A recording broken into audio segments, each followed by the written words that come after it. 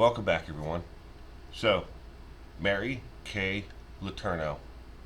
In case you don't remember her, she was a school teacher who ended up serving 7 years in prison for her love affair with when she was 32 years old with a 12-year-old boy who she would go on to father two children with, is dead at the age of 58.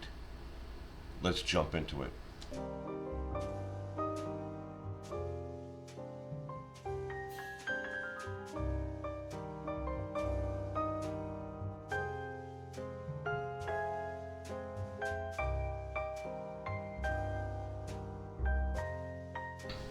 Mary Kay Letourneau, the former Seattle area school teacher who was at the center of a national scandal in the 1990s when she was convicted of raping her sixth grade student, who she later married, has died, her attorney confirmed to Como News Channel at Tuesday night. Letourneau lost her battle with cancer. Her attorney, David Geekin, said Letourneau was a former Highlands teacher who passed away after being ill for some time. She was 58. It was expected but sad anyways, Geekin said. She was a good person. Letourneau generated international headlines when she admitted to a relationship with Faulaau, who was her sixth grade student at the time.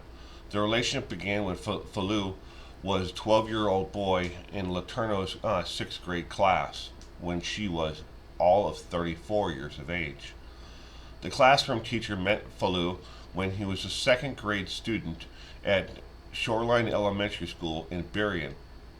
Their relationship advanced when the married mother of four, began having sex with Faulaau. She was charged with child rape in the case, which made international headlines, and later pled guilty under a plea agreement in which she pled to have no contact with Faulaau. But she was caught having sex with him again afterwards in her car and ended up serving 7 years prison term. After Letourneau's release from prison in 2004, Faulaau requested the court take back the no contact order, and the two were married in 2005. They had two daughters together before Faulaau filed documents legally separating from Letourneau in May of 2017. In 2014, Letourneau had another run-in with the law in King County, where she failed to appear in court for a suspended driver's license charge. Prosecutors at the time said Letourneau was originally pulled over with expired tabs on her car a year prior and was found to have a suspended license for unpaid traffic tickets. She was ordered into state relicensing program, which required repayment of fines to help her work to get her license back and avoid criminal charges. Letourneau failed to show up for that program, and criminal charges were filed, prosecutors said. And when she failed to appear in court for the criminal case hearing in September, a warrant was issued for her arrest. Faulaau filed for legal separation in early 2017, with sources telling People magazine at the time that Letourneau and him might not ultimately divorce. At this point, they were unsure. They were repeatedly spotted together in and around the Seattle area, where they lived for years. 2 years ago, Letourneau was reportedly working as a paralegal in Tacoma, Washington, while Faulaau was said to be working as a part-time DJ and doorman for several different bars.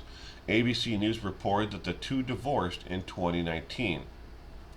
Faulau's only statement about the divorce was that he really loves Letourneau and was sad that this relationship had to come to an end, but had decided to do this more for financial reasons than the lack of love or care for her. Ed Bremer, represented Letourneau for a civil case, said she would be missed greatly. I've known Mary for 20 years, Bremer said. She raised wonderful daughters and she loved her family. Funeral arrangements at this time are still pending. Two things. can absolutely be taken from the Letourneau case. One, she met Faulaau when he was a second grader in Burien, Washington. She then, years later, would transfer to a school just so she could get closer to Faulaau, and she groomed him. She groomed him to believe that this relationship was real, it was right, and that this was something that the two of them wanted. She groomed him. Mary Kay Letourneau, dead at age 58. I went back into this case along with doing an internet search on child predatory cases that had to do with a teacher and a student. Since 1990, there have been 104 cases like this in the United States. 48 of them have been females with a male student. None of them have been with a student as young as this from a female to a male student perspective. Most of them have been females with a much older high school or middle school age student. It doesn't make it right. It's never right. It's never right in either circumstances, female with male student or male with female student. But it's very clear. In the 104 cases that I was able to find through research online, males predators have been given a much stricter and lengthier jail time than females.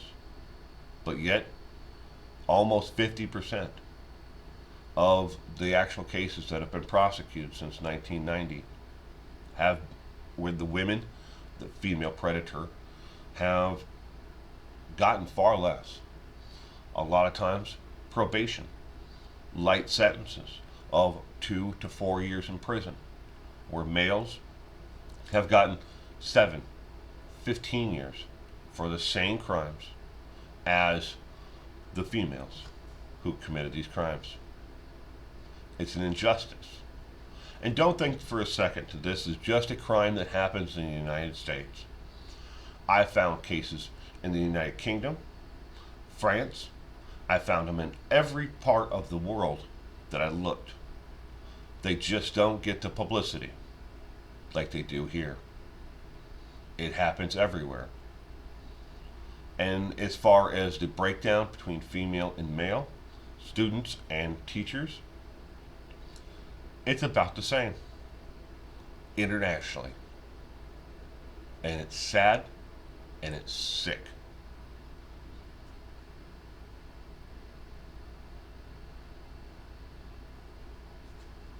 Thank you for joining me today.